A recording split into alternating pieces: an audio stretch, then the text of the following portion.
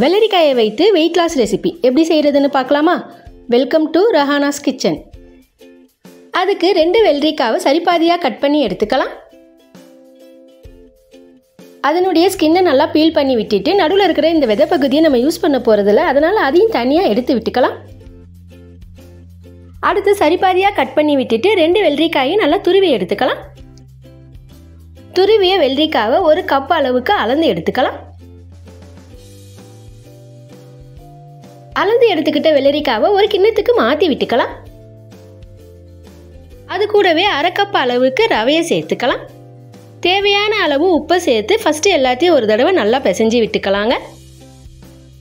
வெள்ளரிக்காயை நீர் இருப்பதனால நம்ம வாட்டரை ஆட் பண்ணாமல் பிசைஞ்சு விட்டுக்கலாங்க. நல்லா கலந்து விட்டதுக்கப்புறம் கவர் பண்ணி விட்டுக்கலாங்க. ஒரு 1/2 மணி நேரம் அது ரெஸ்ட்டில் இருக்கட்டும்.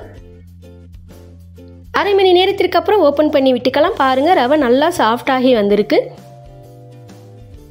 அடுத்து ஒரு வெங்காயத்தை குட்டி குட்டியாக கட் பண்ணி சேர்த்துக்கலாம். துருவிய கேரட் 1 சேர்த்துக்கலாம். ஒரு பச்சை மிளகாவை குட்டி குட்டியாக கட் பண்ணி சேர்த்துக்கலாம்.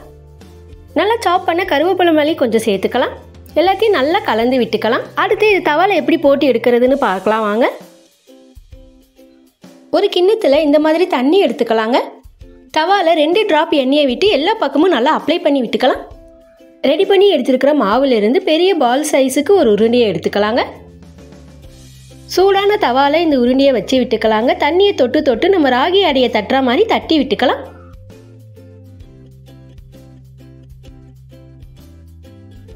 சுற்றி கொஞ்சமாக எண்ணெயை விட்டுக்கலாம். ஒரு பக்கம் நல்லா குக் ஆனதுக்கப்புறம் திருப்பி விட்டுக்கலாம். எல்லா பக்கமும் நல்லா வெந்து வரத்துக்கு தோசை கரண்டியால் இந்த மாதிரி ப்ரெஸ் பண்ணி விட்டுக்கலாங்க. மறுபக்கம் நல்லா வெந்ததுக்கப்புறம் திருப்பி விட்டுக்கலாங்க. 1-2 நொடிகளுக்கு அப்புறம் தவாலேருந்து எடுத்து விட்டுக்கலாம்.